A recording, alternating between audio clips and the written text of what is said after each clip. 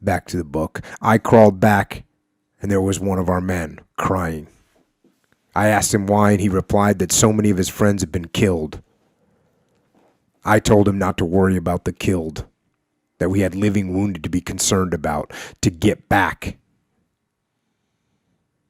that he had better go for help and stretchers and see if we could not evacuate our fellows.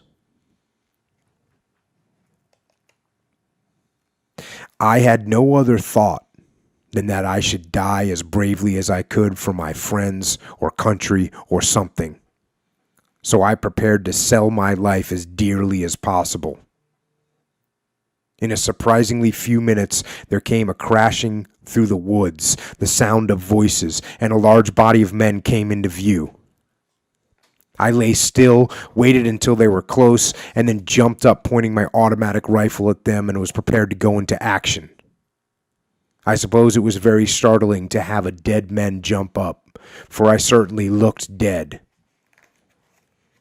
I pulled the trigger, and as soon as one man fell, the others all shouted, "Comrade!"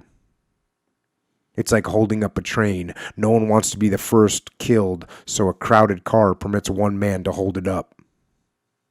When the Germans found that I had stopped firing, they were anxious to surrender.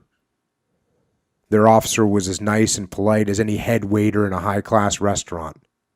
He knew a little English and understood when I told him to have his men pile the arms in one place, put their packs in another, and make improvised stretchers to carry back the wounded.